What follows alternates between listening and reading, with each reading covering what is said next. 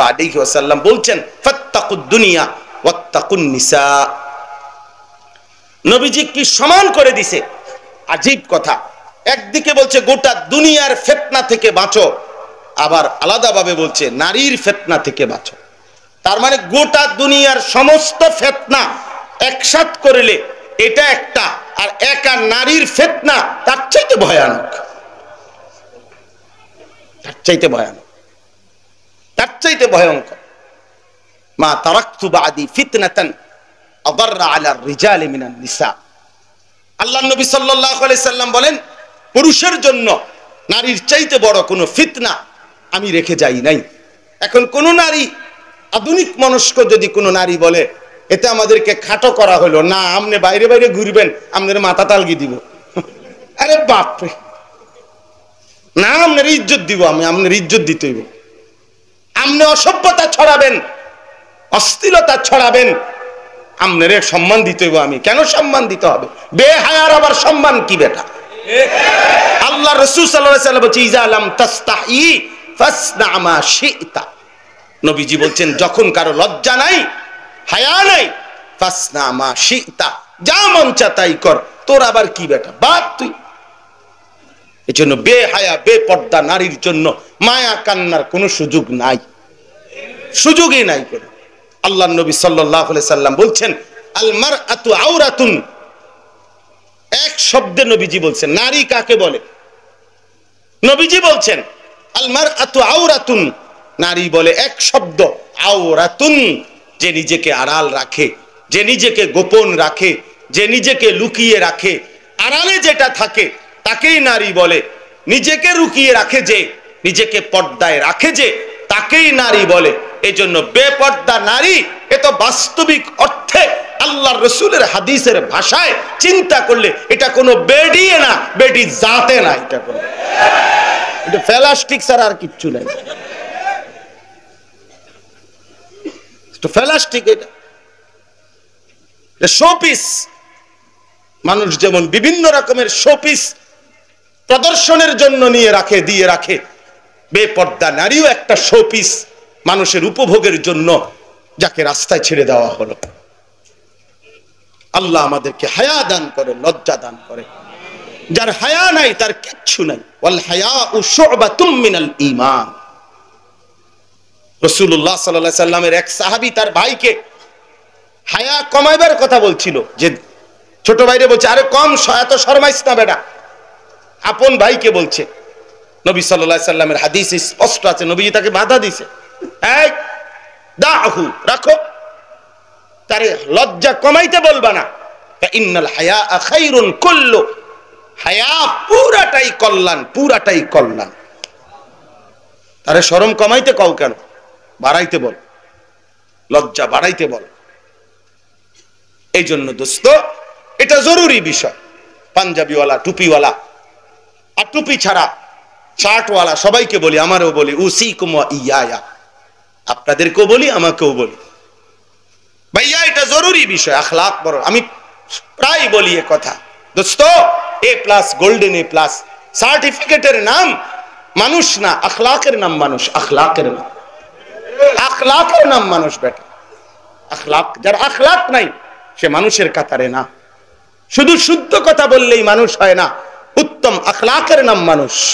কথা তো শুদ্ধ বলে, কেমন আছেন, ভালো আছেন, ভালো আছেন, একের হুত্তালায় কিন্তু মোতে খারাইয়া বেড়া, কথা কস শুদ্ধ বেড়া, মোতে খারাইয়া, মোতে তুই কিত্তা শুদ্ধ কও, কথা বলেন না কেন? সুদ খায়, হারাম খায়, ধোকা দেয়। এক খোঁচা দিয়ে 2 কোটি টাকা নাই, 3 কোটি টাকা নাই। তাহলে এই যে পরের সম্পদ লুণ্ঠন করো, অপরকে ধোকা দাও, হালাল উপার্জন করো না, অবৈধ উপার্জন করো, তুমি শুদ্ধ মারো কিত্তা? তোমার শুদ্ধ, তুমি তো শুদ্ধ হারামখোর। কথা বলেন।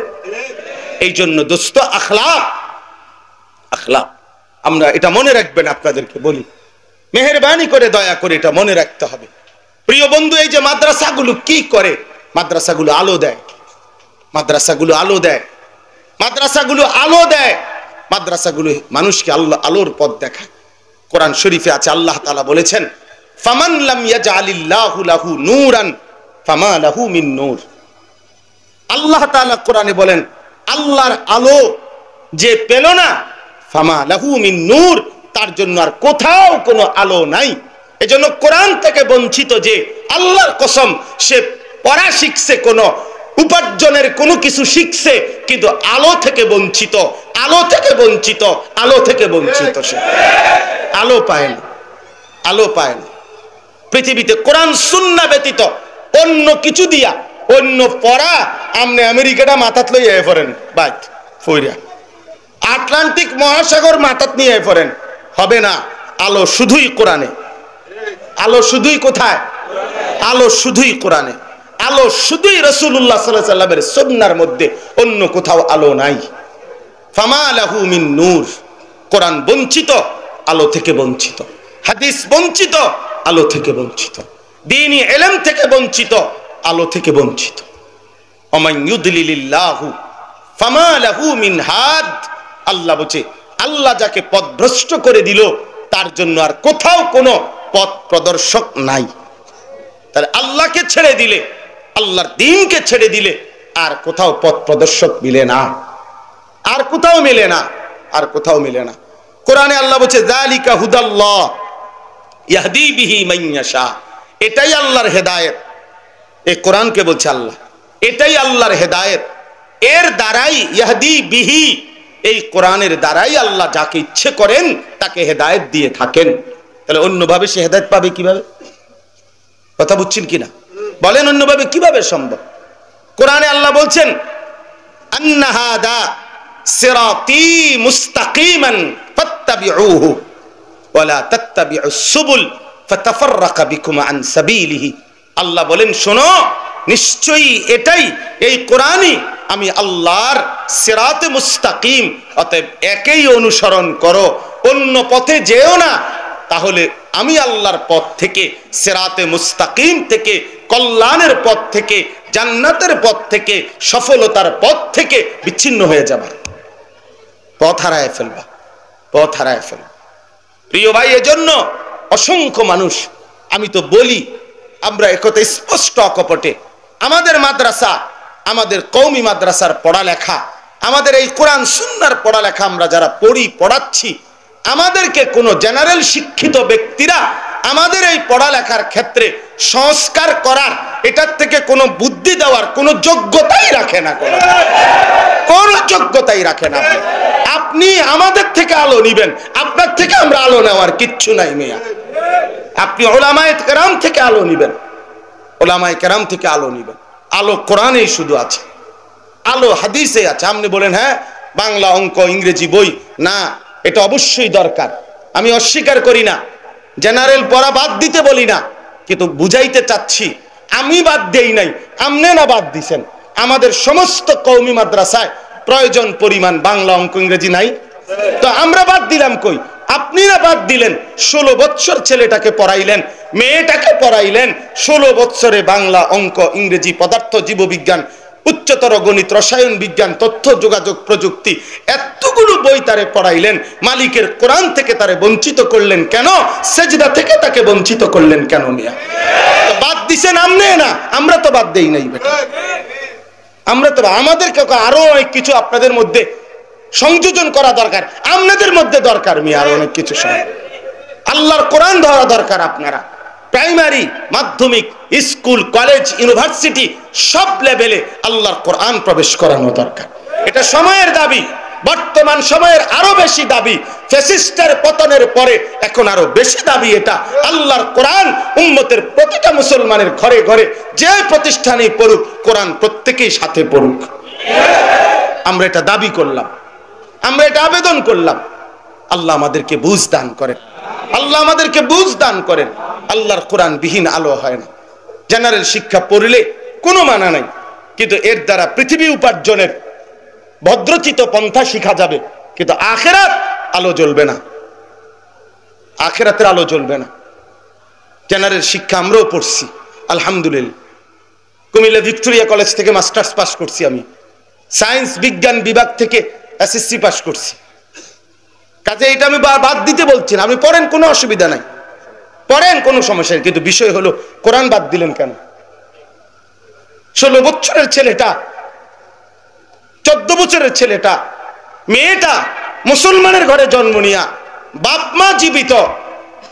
মা জীবিত, 16 বছর 14 বছরের মুসলিম ছেলে মেয়ে বছরের পর বছর ঘরে ঘুমায়, খোদার 365 দিন, একটি বছরে কোনো দিন ফজরের নামাজ পড়ে না। মুসলমানের বাচ্চা এটা কেমনে হইতে পারে? মিয়া, কোন ইমানদার মা বাবা এটা মেনে নেয় কেমনে? তোমার ইমানের কি হালাত, তোমার সন্তানের ইমানের কি হালাত বেটা? কিন্তু বাচ্চারে পড়ার ক্ষেত্রে একটা A+ পাইতে হবে, একটা গোল্ডেন A+ পাইতে হবে, এটার জন্য বাচ্চাটারে আপনার জল্লাদের মতো পাহারা দিয়া রাখছে। হ্যাঁ, এখন টিউটর আসবে, এখন কোচিং, এখন তোমার এই বাড়ির কাজ, এখন আব্বু এখন নাস্তা খাও, এখন নুডলস খাও, খাইতে চায় না, এখন খামুন আল্লাহ দোয়া খাইতাম না, ও না তোর বাপ খাইবো, খাইতি না ভাই, A+ কি আমরা মামুর বাড়ি নাকি? খা, এটা খা, খায় হরলিক্স খাও, এটা খাও, মানে তারে একটা পাহারাদারি রাইখা তারে যে কোনো মূল্যে তারে একবার ক্লাস, একবার কোচিং, একবার হাউস টিউটর, একটার পর একটা তারে পড়াইতেছে। কিরিমিয়া দুনিয়া যদি এইভাবে পড়াইতে পারেন, একটা A+-এর জন্য যদি মা বাপ 2 জন মানুষ পুরাটা সংসার তারা বাচ্চাটার পিছনে ব্যয় করে দিলেন।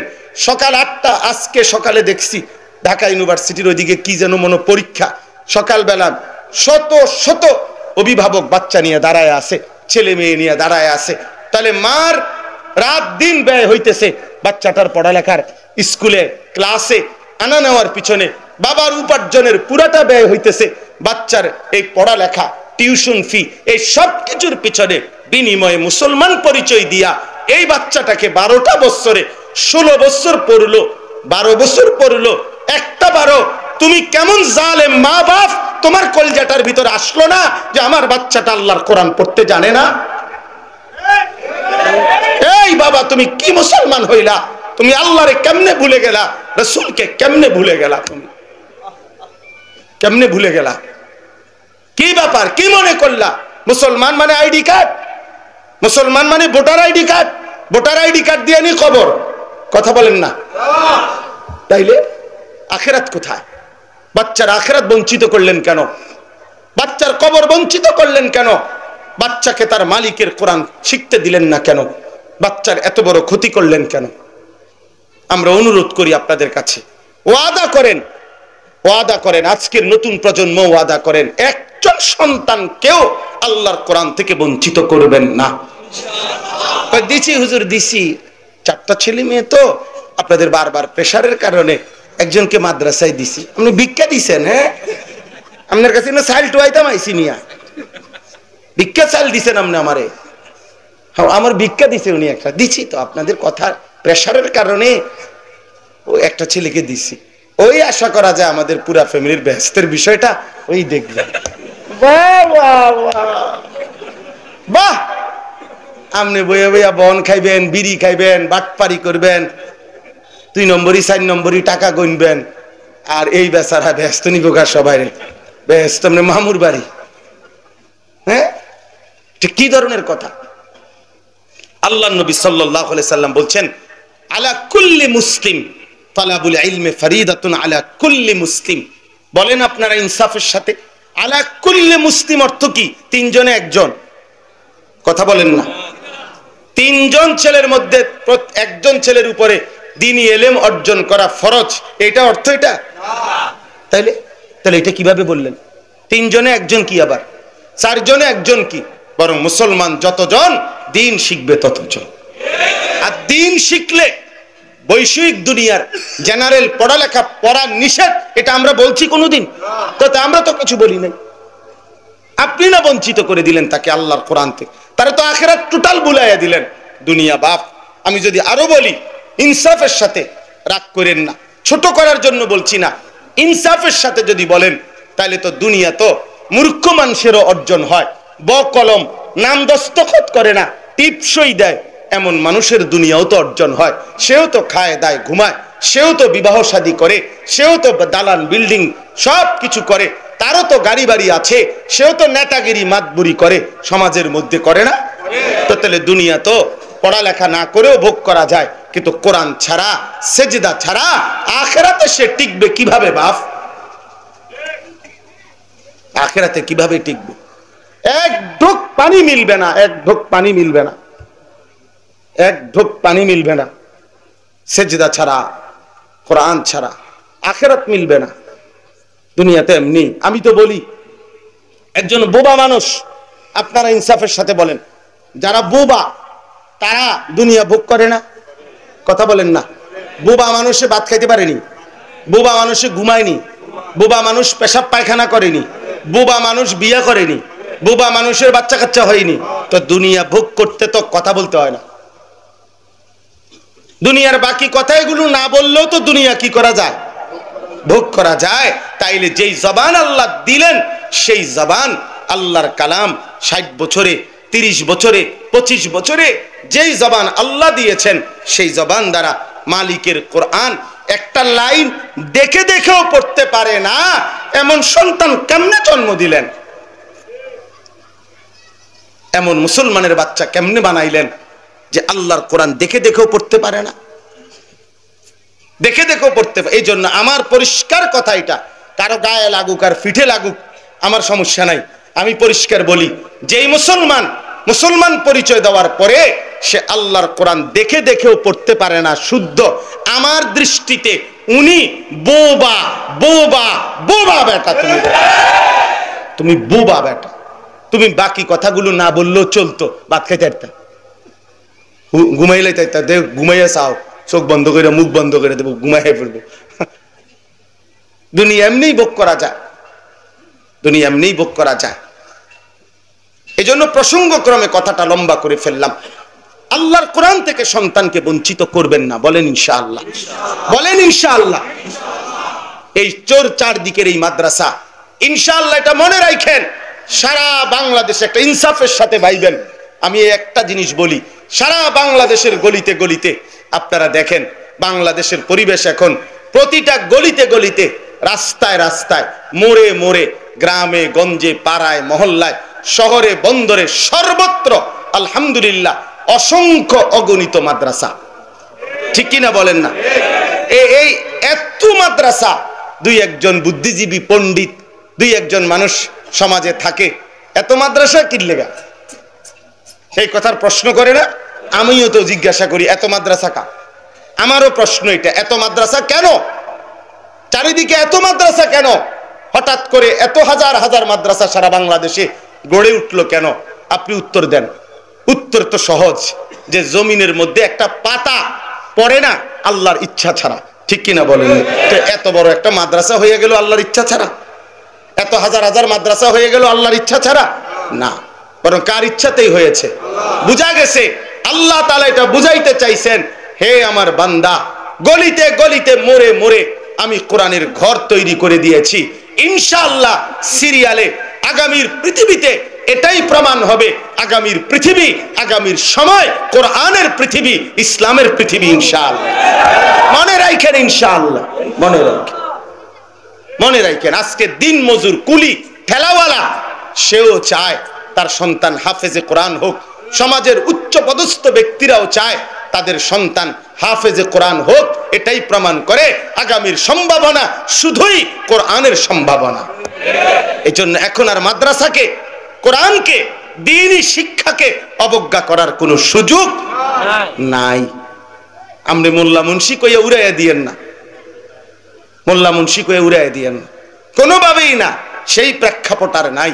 মহান আল্লাহ পাক রব্বুল আলামিন সারা বাংলাদেশের গলিতে গলিতে আল্লাহর কুদরতেই এই মাদ্রাসাগুলো হচ্ছে। বলেন আলহামদুলিল্লাহ, বলেন আলহামদুলিল্লাহ। আর আমার আরেকটা ছোট্ট বুঝ হইল, যে উম্মতের উলামায়ে কেরামের বিরুদ্ধে ষড়যন্ত্র হবে, উলামায়ে কেরাম থেকে মানুষকে বিচ্যুত করার ষড়যন্ত্র হবে, এটা তো মহান আল্লাহ পাকই জানেন, অবশ্যই জানেন। এই জন্য আল্লাহ তাআলা উম্মতের প্রতিটা গলিতে গলিতে, আল্লাহর বান্দার প্রতিটা গলিতে গলিতে, রাস্তায় রাস্তায় উলামায়ে কেরামের এই মাদ্রাসা মারকাজ, উলামায়ে কেরামের এই দ্বীনি কেন্দ্র তৈরি করে দিয়ে উলামায়ে কেরাম চতুর্দিকের গলিতে গলিতে আল্লাহ তাআলা আলেম ওলামা ঢুকায় দিছেন, যেন যত ষড়যন্ত্রকারী ষড়যন্ত্র করুক, উম্মতের সাধারণ মুসলমান যেন ওলামাদের থেকে বিচ্ছিন্ন হতে না পারে। এটার কুদরতি ব্যবস্থাপনা আল্লাহ তাআলাই তৈরি করে দিয়েছেন চারিদিকে। অতএব কারো ষড়যন্ত্রে ওলামায়ে কেরাম থেকে উম্মত বিচ্ছিন্ন হবে না। এই জন্য এটা সোজা হিসাব, আজকের সাদ এবং তার অনুসারীরা যত ষড়যন্ত্রই করুক, উলামায়ে কেরামের ফতোয়া সিদ্ধান্তের ব্যতি রেখে এই দেশে তারা দ্বীনি কাজ দাওয়াত ও তাবলীগের নামে মানুষকে ধোঁকা দিতে পারবে না, পারবে না, পারবে না ইনশাআল্লাহ। এটা হবে না, এটা টিকবে না, এটা ইনশাআল্লাহ এটা টিকবে না। এই ভণ্ডামি টিকবে না, এই গোমরাহি টিকবে না ইনশাআল্লাহ। এটা বাংলাদেশ, এটা দিল্লি না, এটা বাংলাদেশ। মাটি ছোট হইতে পারে, ইঞ্চি কম আমাদের অঞ্চল ছোট হইতে পারে বাংলাদেশ, কিন্তু এটা বাংলাদেশ। আমাদের পতাকার মাঝখানে এটা রং না, এটা শহীদের খুন, লাল রক্ত এটা। অতএব কোনো কিছুর বিনিময়ে বাংলাদেশে ওলামায়ে কেরামের বিরুদ্ধে এই ষড়যন্ত্র, এই চক্রান্ত, সাদের এই ভণ্ডামি বাংলাদেশে টিকতে দেওয়া হবে না ইনশাআল্লাহ। মনে রাখবেন, টিকবে না এটা ইনশাআল্লাহ, টিকবে না। 5 লক্ষ আলেম মিথ্যা বলতে পারে না, 5 লক্ষ আলেম উম্মতকে গোমরাহ করতে পারে না। আমাদের উসুলে হাদিসের একটা নিয়ম আছে, মুতাওয়াতির হাদিসের ব্যাপারে একটা সংজ্ঞার মধ্যে এটা আছে। কোন হাদিসকে মুতাওয়াতির বলে এই কারণে যে এটা অস্বীকারী কুফরি। কেন? যেহেতু এত বিপুল সংখ্যক বর্ণনাকারী এই হাদিস বর্ণনা করছে, যে এত বেশি সংখ্যক মিথ্যার উপরে একমত হইতে পারে না। অতএব এত লক্ষ উলামায়ে কেরাম সারা পৃথিবীর একজন ব্যক্তির গুমরাহির উপরে যেহেতু একমত হয়েছে, এই কথাটা ভুল হইতে পারে না, এটা ভুল হইতে পারে না। আল্লাহ আপনাদেরকে, আমাদেরকে, গোটা জাতিকে হেফাজত করেন। আপনারা বলবেন যে হুজুররা আপনারা এটা বলেন কেন? না না না, আলোকে আলো বলতেই হবে, এটা আমাদের জিম্মাদারি।